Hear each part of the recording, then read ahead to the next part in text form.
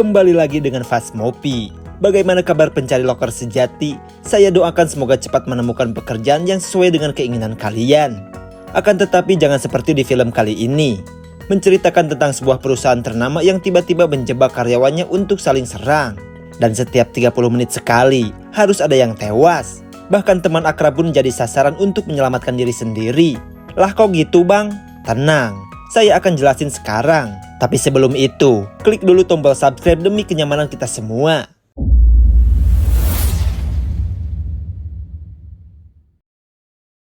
Di awal film, kita diperlihatkan suasana yang begitu ramai di negara Kolombia. Seorang pria bernama Mike akan pergi bekerja seperti biasa. Namun hari ini entah kenapa firasatnya agak buruk.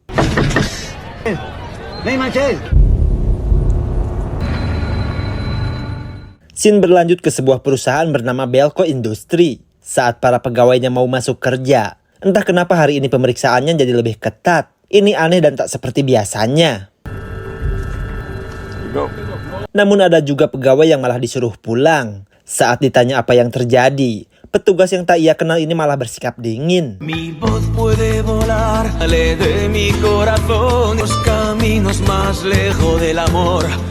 Belco Industri ini adalah sebuah perusahaan Amerika yang bertempat di kota Bogota dan lokasinya jauh dari pemukiman warga.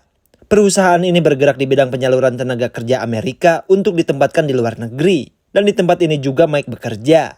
Keseharian pegawainya tak ada yang aneh. Malahan mereka bekerja dengan ceria kayak yang tak punya cicilan apapun.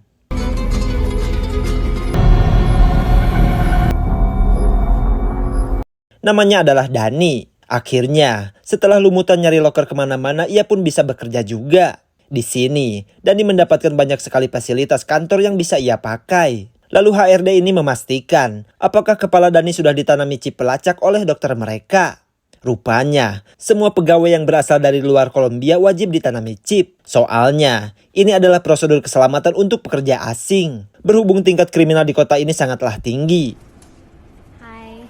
Lalu Sin beralih ke pegawai senior bernama Leandra. Ia merasa sedikit risih karena ditaksir oleh teman sekantornya yang bernama Wendell. Bukan karena kurang ganteng, tapi kepribadiannya yang kebal rasa malu itulah penyebabnya.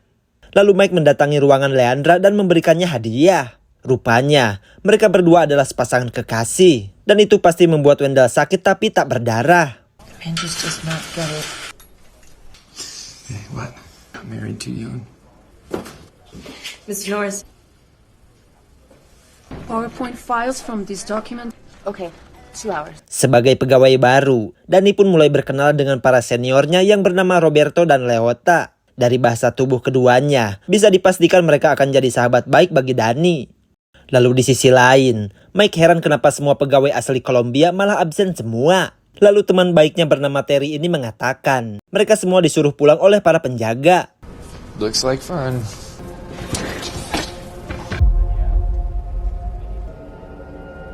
Lalu Mike bertanya kepada Evan apa yang sebenarnya terjadi. Sebagai seorang satpam, ternyata ia pun tak tahu apa-apa. Namun yang pasti, Evan mengatakan kalau para penjaga itu dikirim oleh kantor pusat. Belum juga selesai ngobrol, tiba-tiba ada suara misterius dari speaker. The building. Survival increases by following my... Your first task is... Kesimpulannya, bahwa ada 2 orang yang harus dibunuh di antara mereka dalam waktu setengah jam ke depan. Sungguh lelucon akhir tahun yang menggelikan. Namun meski begitu, ada juga yang panik tak karuan. Melihat situasi yang agak aneh ini, Mike menyuruh teman-temannya untuk melakukan evakuasi. Terlepas dari apakah ini serius atau bercanda, ya hitung-hitung istirahat kerja lebih awal.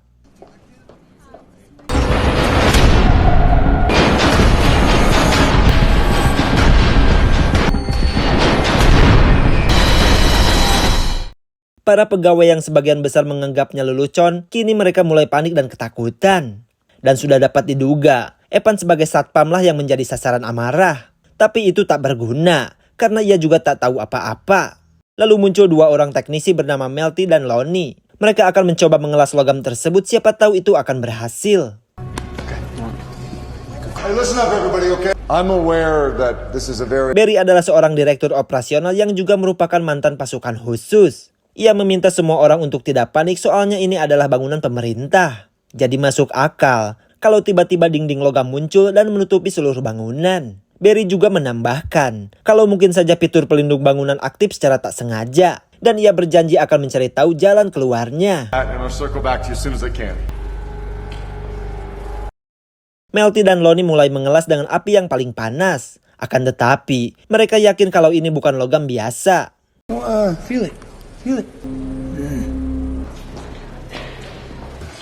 Damn hot in here, all these bodies. Karena AC-nya tiba-tiba mati, semua orang kegerahan dan yang mereka punya cuma air kemasan. Di sini, Mike berbicara kepada Barry tentang kejanggalan yang ia rasakan.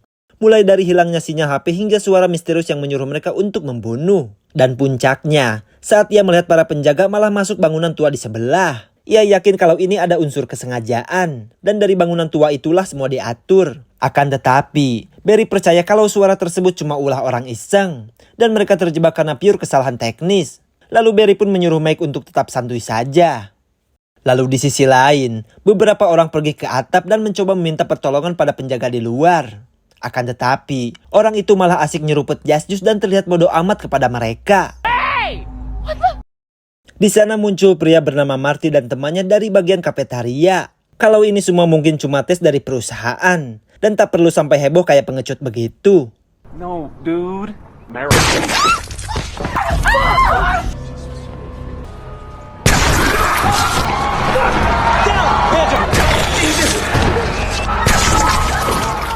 Orang-orang langsung panik karena merasa ada sniper yang menembaki mereka. Namun tidak dengan Barry. Sebagai seorang mantan pasukan khusus, ia tahu betul kalau ini semua terjadi bukan karena tembakan. Dan benar saja, setelah melihat luka para korban, Barry menyimpulkan kalau mereka semua tewas karena kepalanya meledak dari dalam. Mendengar hal itu, Mike pun teringat dengan chip pelacak yang perusahaan tanam di kepala mereka. Ia pun langsung berlari dan mencoba mengeluarkannya.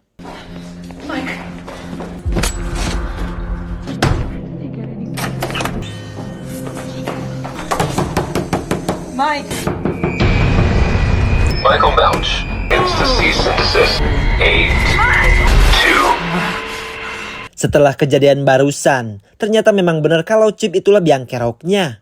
Dan ini juga alasan kenapa semua pegawai asli Kolombia malah disuruh pulang. Karena yang dipasangi chip cuma orang luar saja. Di sisi lain, Barry menghampiri Evan yang lagi nelangsa karena rekan kerjanya tewas. Kedatangan Barry hanya untuk meminta kunci penyimpanan senjata. Ia ingin menggunakan senjata itu untuk jaga-jaga jika ada terjadi sesuatu. Namun meski Barry adalah atasannya, Evan tak akan menyerahkan kuncinya kepada siapapun. Karena ini adalah tanggung jawabnya sebagai staf keamanan. Scene beralih kepada Danny yang sedang bersembunyi di basement. Lalu di sana juga muncul Milty dan Lonnie yang akan memperbaiki AC. Lalu tak lama, suara misterius itu muncul kembali. This game is a real one. Pria itu mengatakan, karena tadi mereka tak menuruti perintahnya, maka 4 orang random diledakkan sebagai konsekuensinya.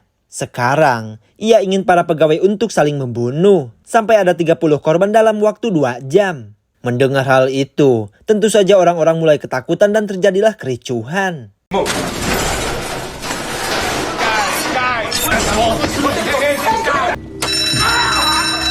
Orang-orang mulai parno karena bisa jadi mereka yang akan dibunuh. Keadaan ini membuat Lonnie amat ketakutan dan Melty mencoba menenangkannya. Akan tetapi, usahanya itu malah menjadi bumerang. Di sana, Lonnie melihat Danny yang tak sengaja mengintip mereka. Karena ia tak sengaja membunuhnya, Lonnie tak ingin ada saksi mata yang malah membuatnya dipenjara.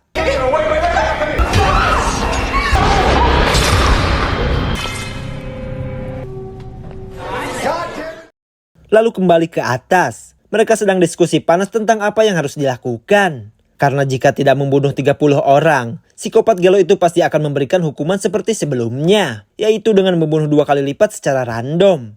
Let anybody live to tell about this. It's time to figure out another thing. Lalu Leandra punya ide. Bagaimana kalau mereka membuat spanduk minta tolong saja? Jika dibentangkan di luar gedung, mungkin akan ada orang yang membacanya lalu menelepon polisi. Saat Barry mendengarnya, ia tak setuju karena waktunya kian mepet dan lebih efektif jika menuruti kemauan psikopat itu. Akan tetapi, mayoritas pegawai setuju dengan Leandra sampai ada yang bisa memberikan ide yang lebih baik. We can do it in 30 minutes. Can we sit down and talk about it? A fucking hour. We don't have time. I mean, these people, they're our friends, right? I don't know what to do without it. Yes. Ketika sedang mencari bahan-bahan untuk membuat spanduk, rombongan Mike melihat Barry dan kawannya sedang membobol ruang penyimpanan senjata. Barry pun berdalih kalau senjatanya lebih aman jika berada di tangan mereka. Sungguh omong kosong saja. Sudah jelas mereka ingin mengambilnya untuk menjodor para pegawai. Evan yang kesal langsung menodongkan pistol agar mereka berhenti. Akan tetapi, orang-orang ini malah ngelunjak dan terus saja lanjut. Let's go. We're gonna need help. Ketika para pegawai sedang mempersiapkan spanduk, Leandra mengajak Mike bicara dengan serius. Ia menyayangkan konflik yang terjadi dengan Barry dan kawan-kawannya. Kalau Mike tak bisa menyalahkan Barry karena lebih memilih membunuh 30 orang. Tentu kita semua sedang ketakutan dan pilihan apapun yang bisa membuat kita hidup, maka itulah yang akan dipilih. Terlepas itu benar atau salah, sebab ini adalah sifat alami manusia.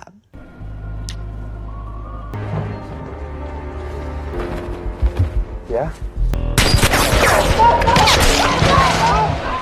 Lalu suara psikopat itu muncul kembali. Ia pun mengatakan, kalau membentangkan spanduk pun dilarang. Kalau masih nekat juga, maka semua orang yang terlibat akan menghadapi hukuman.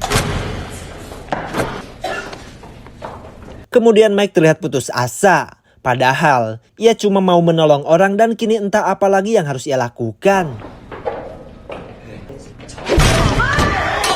Listen to me, alright? This guy... Gary, come on, he's your friend. Keys.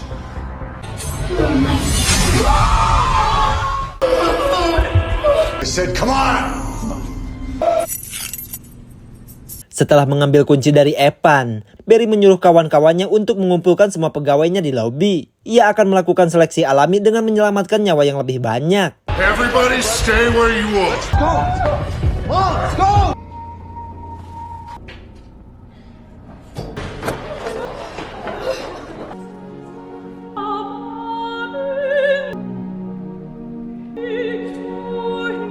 Setelah semuanya berkumpul, Barry memisahkan orang-orang yang punya anak di bawah 18 tahun dan sudah pasti mereka semua akan aman.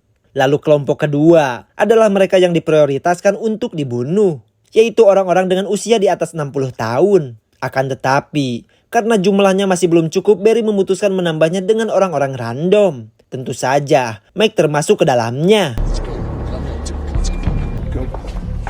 Yo, let's go. Dari semua pegawai di sini, rupanya cuma Dani satu-satunya yang tak terciduk. Saat ia melihat kekejaman itu, Dani akan melakukan sesuatu untuk menghentikannya. Dan kini saatnya, tiba giliran Mike yang akan ditembak. Namun untungnya,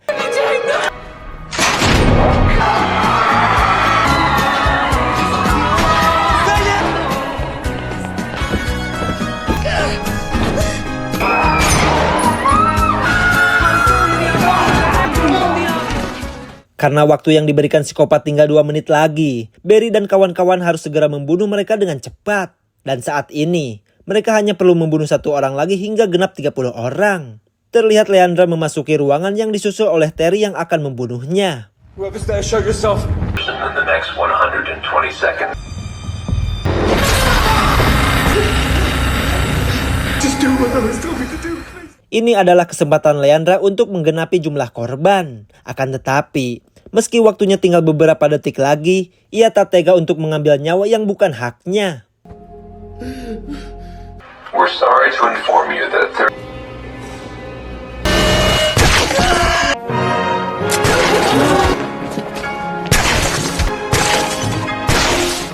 Setelah melakukan kekejaman tersebut, psikopat ini langsung memberikan game terakhir pada 16 orang yang tersisa, yaitu mereka harus saling membunuh dalam waktu 1 jam. Dan cuma 1 orang yang diizinkan untuk tetap hidup. Vince, it's me! Don't hurt me. Look, Mr. Norris. Di sisi lain, rupanya Dani dan Roberto bersembunyi di atas lift. Lalu tak lama, Barry menaiki lift dan melihat keberadaan mereka. Karena kejadian tersebut, Dani harus terjebak di sana. Begitupun dengan Barry, ia pun tak bisa keluar karena liftnya macet ke ganjal tubuh Roberto. Sementara di sisi lain, Leandra tak sengaja melihat Marty dan temannya yang entah sedang apa. Rupanya, mereka sedang mengambil chip peledak dari para korban yang tewas dibunuh. Mereka pun berencana menggunakannya untuk meledakkan logam yang menutup gedung mereka. Good idea, right? Kemudian Leandra mencoba menghubungi Mike dengan mikrofon. Ia pun menyuruh pacarnya itu untuk menghampirinya di lantai 1. Namun bukan cuma Mike saja yang bisa mendengarnya. Semua orang pun bisa dan menempatkannya dalam bahaya. Ketika Mike ingin segera ke tempat Leandra, ia melihat si ibu kantin malah bisa-bisanya molor di saat begini. Karena kasihan, Mike pun mengajaknya pergi bareng. Melihat kelakuan Wendell yang barbar itu, Leandra tak habis pikir. Kenapa ia malah ditaksir oleh orang sejahat dia? Karena itu, ia harus menentukan sikap sebelum terlambat.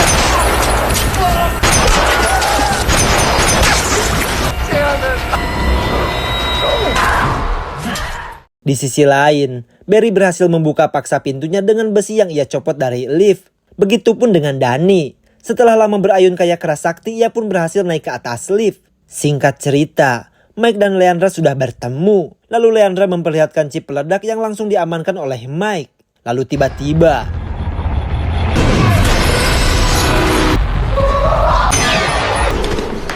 lalu scene berpindah ke Dani. Ia yang merasa sudah aman lantas bergegas turun ke lantai 1. Saat sedang beristirahat, rupanya Leandra terkendak tembakan oleh Barry. Karena khawatir, Mike membawanya masuk ke loker sekalian bersembunyi. Namun, Leandra sudah tak kuat lagi menahan rasa sakitnya.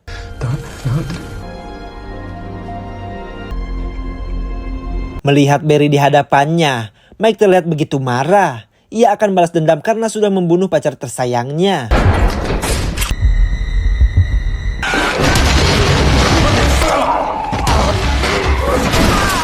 Poised to face all the challenges, we not only bring the world is being paid well, is belonging, ownership, and prepared to reaching your highest potential. You didn't change a damn thing. Neither did you.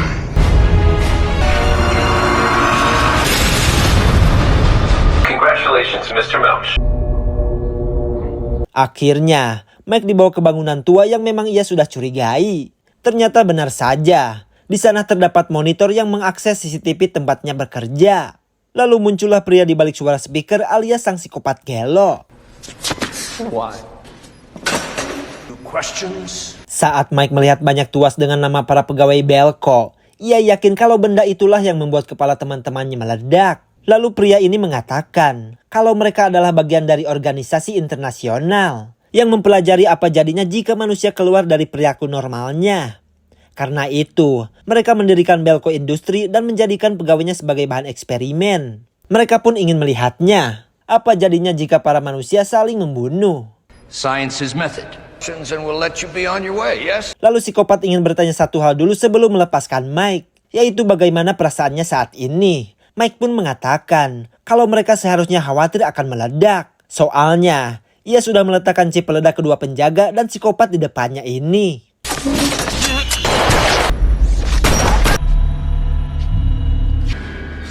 Michael, you believe. Akhirnya, Mike pun bisa keluar. Akan tetapi, permainan psikopat ini rupanya cuma babak pertama. Sepertinya, Mike akan kembali lagi ke permainan dengan lawan dari seluruh dunia yang sama-sama berhasil selamat seperti dirinya. Karena semuanya sudah terungkap, maka film pun selesai juga. Bagaimana dengan filmnya? Coba ditulis di kolom komentar. Terima kasih buat kalian yang sudah menonton film ini sampai selesai. Saya undur pamit. Sekian dan terima kasih.